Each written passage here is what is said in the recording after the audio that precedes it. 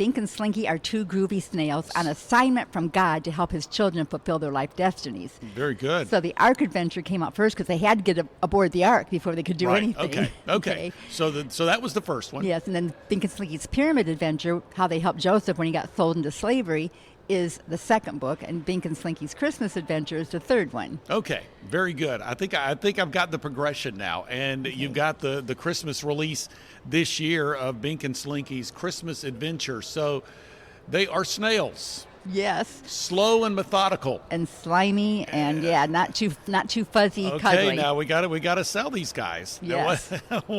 Tell me, but tell me about what makes them so adorable.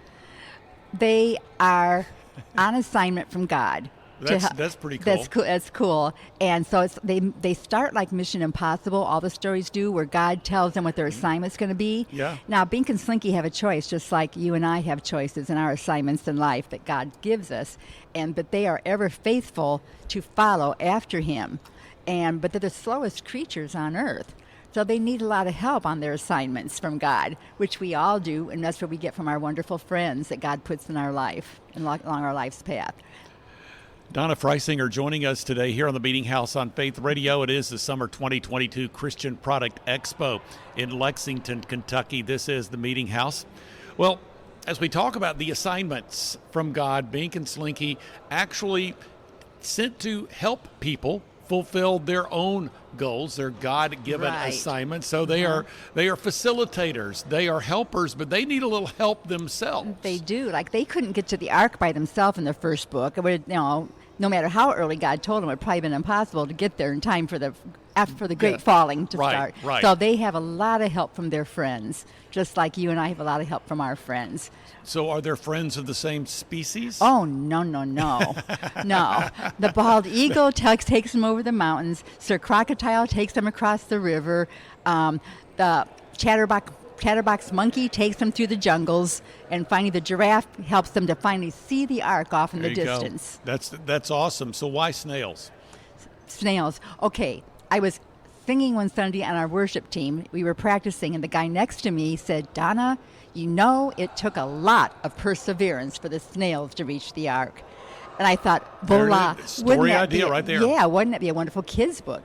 Yeah. So were your other books, were they also kids' books? Yes.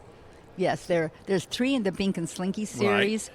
And then there's one called The Transistor Christmas, which is actually a biography, a picture book of what happened in 1960 when the transistor radios first came out, which some listeners will not know what that is. I certainly do. So it's a radio book. I like that. Yeah, so it's a Transistor Christmas and what happened when I got one to get that for my mom for Christmas that year.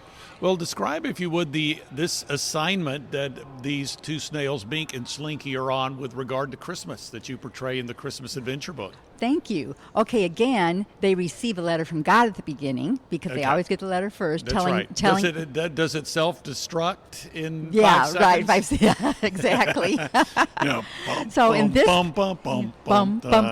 love Mission Impossible. Yeah. So that's kind of what their assignments are like. In this particular book, Bink and Slinky are living in the Good News campground, and God gives them the assignment of telling their children of what happened on the first Christmas when they traveled with Mary and Joseph to Bethlehem. So they are to tell the story just like we are to tell the story to our children. So that's their assignment. So what elements of the story did they pass on?